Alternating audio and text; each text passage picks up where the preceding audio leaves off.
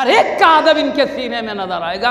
अजी हजरत एक एक चीप निकली है, उसके अंदर पूरी दुनिया आ रही, मोबाइलों में है नहीं जी, उसमें क्या क्या आ रहा है, एक चीप में ये सब आ सकता है, तो मोमिन के कल्ब में सारे दोस्त क्यों नहीं आ सकते?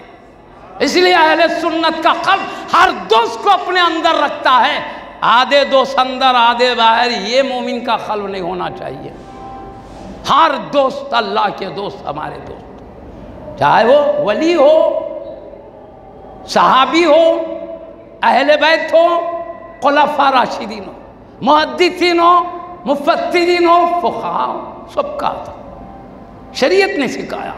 जो बड़े हैं, आलिम है तो आलिमाना अंदाज का अदब, वली है तो विलायत की शान का, मोमिन है तो ईमान की भी एहतराम करने का हुक्म है। एक ईमान वाले का भी अदब करना है, उसके भी हुकूक है। ये अहले सुन्नत में पाए जाते हैं। सय्यदी बानी जामिया क़िबला ने फरमाया, आपका दर्स ये है, और हबीब ने भेजा ये दर्स देने के लिए। पाकीज़ा उलूम आप जितने फैलाए हैं सब चमकदार उलूम है, आपका अक़ीदा चमकदार है। आपकी किताबें देख लो, पाकीज़ा अक़ीदा मिल जाएगा, पाकीज़ा अमाल, पाकीज़ा अखलाक। आप किताबों के ज़रिए भी अपनी प्यारी बातें बाकी रखे, अपने फ़ैज़ याफ़्ता उलमा के ज़रिए। आपसे फैज़ पाने वालों से बाद वालों ने, बाद वालों से बाद वालों ने। आज जामे निज़ामिया से आप देख रहे हैं, हिंदुस्तान ही नहीं, उलमा हिंदुस्तान के बाहर पूरी दुनिया में फैलकर सय्यदी बानी जामिया का फैज़ रूहानी, वो नूरानी, वो ईमानी चमका रहे हैं। आज भी जारी, उलमा के ज़रिए भी, आपकी किताबों के ज़रिए भी। बल्कि जो अक़ीदत मोहब्बत से आपकी तरफ मुतवज्जो हो, आपकी निगाह करम से दिल रोशन कर देंगे। औलिया अल्लाह से सिर्फ मोहब्बत अदब। हाँ, तो मैं ऐसा कर रहा था, ख्वाब में शैतान धोखा दे सकता है किसी भी शक्ल में। अल्लाह बोल के धोखा दिया ना दिया भी क्या बोले, कोई भी शक्ल में, नाना दादा की शक्ल में आता बोल के अजमत सदक, कोई भी शक्ल में आके धोखा दे सकता है। अपन समझते हमारा उस्ताद भी बोला, उस्ताद की शक्ल में भी ख्वाब में आ सकता है। पीर की पहचानने का क्या तरीक़ा है मालूम? शरीयत के ख़िलाफ़ कुछ बात बोला तो समझ लेना ये धोखेबाज है, शैतान रजीम है। हाँ, शरीयत के मुआफ़िक़ बात बोले तो शरीयत से चिढ़ता है, शरीयत की तारीफ़ क्यों करेगा, समझना वाक़ई अल्लाह की तरफ से सच्चा ख्वाब है। मैं तरीक़ा बता रहा हूँ शैतान के धोखे को। गौसे आज़म रज़ियल्लाहु अन्हु से भी वही पूछा गया, हज़रत आपको कैसा मालूम हुआ ये शैतान लाइन है? तो आपने यही जवाब दिया, मैं इस तरह पहचाना, अल्लाह ताला बुराई बेहयाई का हुक्म नहीं देता, और वो शैतान कह रहा था सब हराम सब नाजायज़, तो बेहयाई की चीज़ें आपके लिए जायज़ है। अल्लाह कभी भी बुराई बेहयाई को जायज़ नहीं करार देता। मैं इन चीज़ों को देख कर समझ गया ये मलून है, अल्लाह नहीं हो सकता है। समझ गए? ऐसे ही पहचानने का मैंने तरीक़ा बताया। अब सुनिए, किसी भी शक्ल में आके मलून धोखा दे सकता है। मैं बात बहुत जल्द समेट लूँगा, सिर्फ एक पहलू की तरफ मैं ले जा रहा था। हमारे बासफ़ा उलमा किराम से हर पहलू में आपकी अज़मतों को सुनेंगे इंशाअल्लाह, दिलों को मुनव्वर मुजल्ला करते रहेंगे। मुअज़्ज़ज़ सामने किराम, प्यारे नबी जब ख्वाब में आते हैं तो प्यारे नबी कहते हैं मैं ही होता हूँ, मेरी शक्ल शैतान नहीं अपना सकता।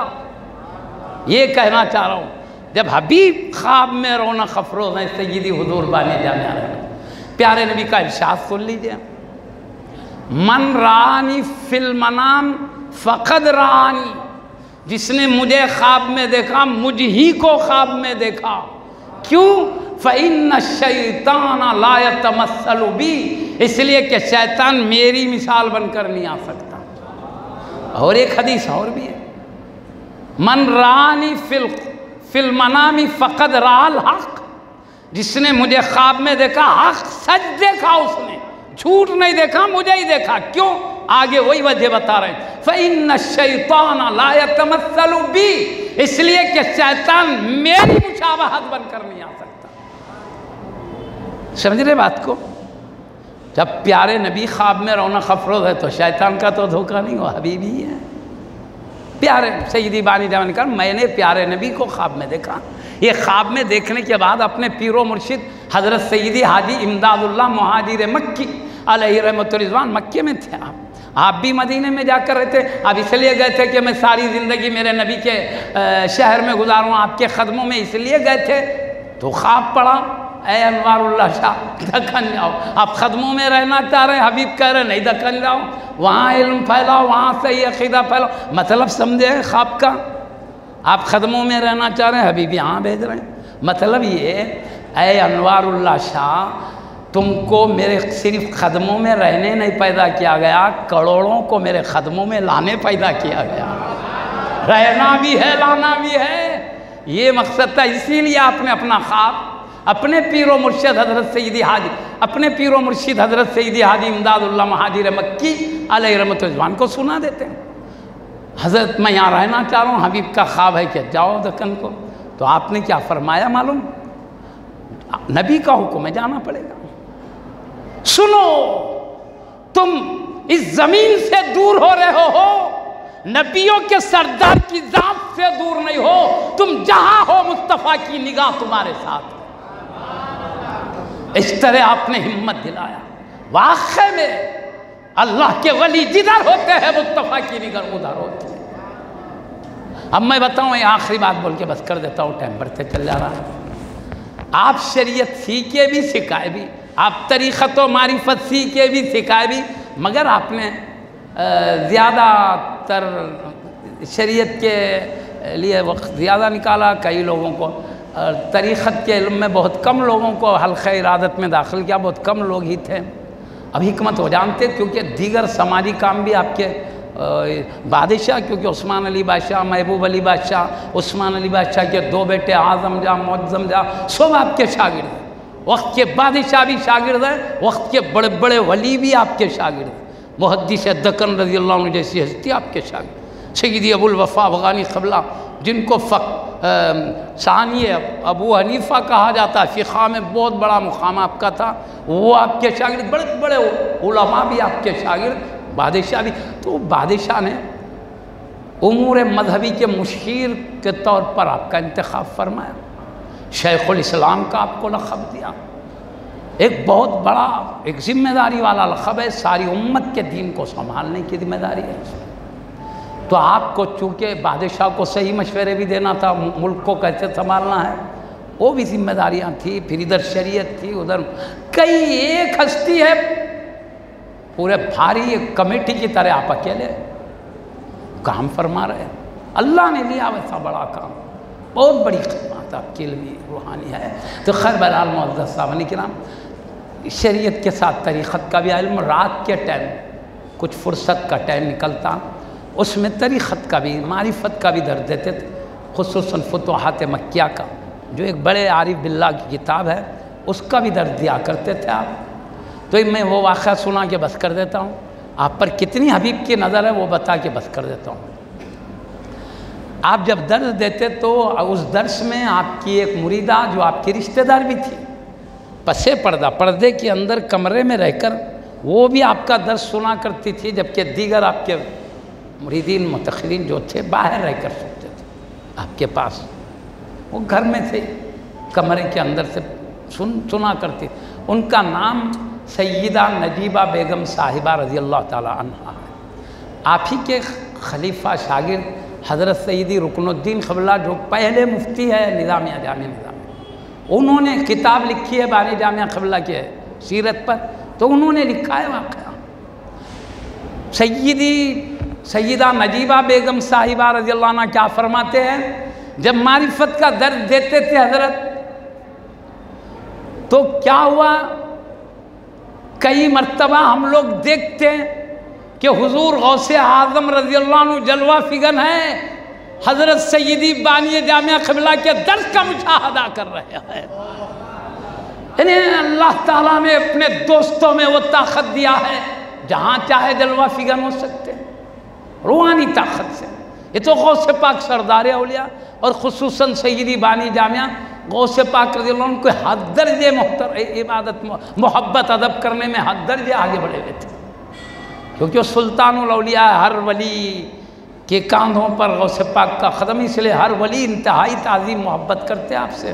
कोई भी बड़े से बड़े वली हो इंतहाई अदब करते, आप भी बहुत इकराम क्या करते थे। गौसे पाक रज़ी अल्लाह अन्हु भी अपने चहीते को नवाजने के लिए, अल्लाह के महबूब बंदे को नवाजने के लिए, दर्स के टाइम रौनक अफरोज़ होते, आप कहते हम कश्फ होता तो हम गौसे पाक रज़ियल्लाहु अन्हु को देख लिया करते। यही नहीं फरमाया बल्कि ये भी फरमाया कई मर्तबा मोहम्मदुर रसूलुल्लाह सल्लल्लाहु अलैहि वसल्लम दर्स के दौरान रौनक अफरोज होकर सय्यदी बानी जामिया के दर्स का मुशाहदा फरमा रहे हैं। इस तरह जैसे पीरो मुर्शिद ने कहा तुम ज़मीन से दूर हो रहे हो, मुहम्मदुर रसूलुल्लाह सल्लल्लाहु अलैहि वसल्लम से दूर नहीं हो रहे। वाक़ई में हबीब पाक गुंबद खज़रा में रहते हुए आप पर निगाह करम फरमा रहे, बल्कि जिसमें अनवर के ज़रिए जलवा फिगन होते हुए कश्फ की हालत में आपके मुरीद देख रहे हैं। और एक वाक़या सैयदा नजीबा बेगम साहिबा का अर्ज़ कर देता हूँ। सैयदा नजीबा बेगम साहिबा रज़ियल्लाहु अन्हा फरमाते एक मरतबा ऐसा हुआ, आप फुतवात मक्किया का दर्ज दे रहे थे, देते देते एक मसले में रुक गए। वो भाई मारिफत का मामला बड़ा नाजुक है, ऐसा नहीं था कि कोई अरबी समझने में दुश्वारी हो रही थी आपको, बारीक मसला है वो मारिफत का, कोई पेचीदगी वो आ गई थी क्योंकि वो बड़ा नाजुक इल्म है वो। तो कुछ देर के लिए रुक गए ताकि उसके अंदर उसके असरार मारिफ में से क्या मुराद है हज़रत की, उसके लिए रुके।